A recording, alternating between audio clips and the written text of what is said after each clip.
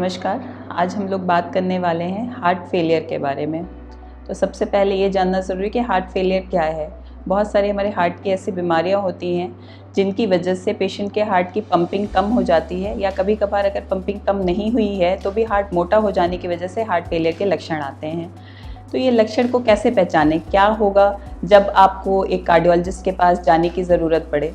तो heart failure के लक्षण में होता है सांस फूलना। जितना काम आप पहले कर पाते थे उतना नहीं कर पा रहे हैं क्योंकि आपका सांस फूल जा रही है। पहले आप 2 सीढ़ियाँ चढ़ पाते थे, अब नहीं चढ़ पा रहे हैं क्योंकि सांस फूल रही है। तो ये हार्ट फेलियर का लक्षण हो सकता है। इसके साथ साथ पूरे शरीर में सूजन होना, थकान लगना, जो कि पहले से अचानक से आपको लगने लगा है कि आपकी एफिशिएंसी कम हो गई है।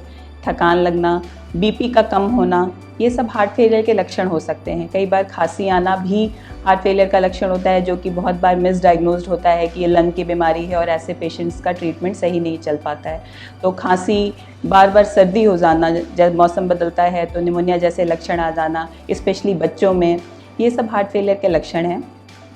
सीधा लेट कर ना सो पाना, कई बार ऐसा देखा है कि आप जब बैठते हैं तो आपको आराम है लेकिन लेटने पर आपकी सांस तेज़ चलने लगती है। तो ये लक्षण है, जबकि आपको एक हार्ट के डॉक्टर के पास जाना चाहिए। बहुत सिंपल टेस्ट में हार्ट फेलियर की बीमारी पकड़ में आ जाती है, जैसे कि ईसीजी और एक इकोकार्डियोग्राफी। ये 2 सिंपल से टेस्ट हैं जिसमें पता चल जाता है कि मरीज़ को हार्ट फेलियर है।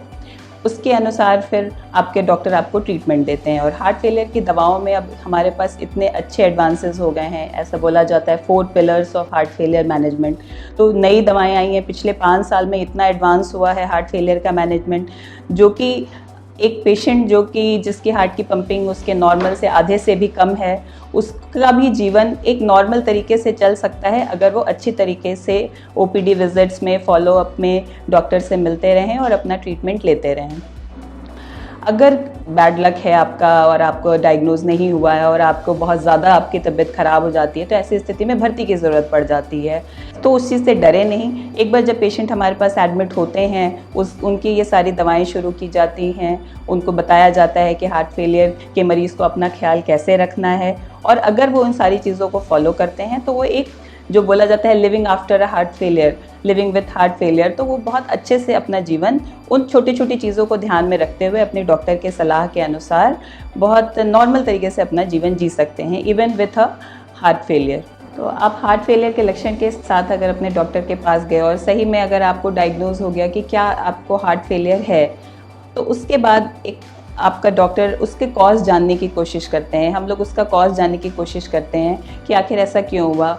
तो कोरोनरी आर्टरी डिजीज़, जो कि बोलते हैं हार्ट की नसों का ब्लॉकेज, वैल्वुलर हार्ट डिजीज़, जो कि हार्ट के जो वैल्व हैं उनकी बीमारी, जो कि यंग लोगों में भी हो सकती है, ऐसा नहीं कि सिर्फ बूढ़े लोगों में ही होती है, और कंजेनाइटल हार्ट डिजीज़, जो हमारे पैदाइशी जो बच्चे हैं, पैदाइशी दिल में छेद होता है, इस तरह की बीमारी होती है, तो बच्चों में उनकी वजह से हार्ट फेलियर होता है।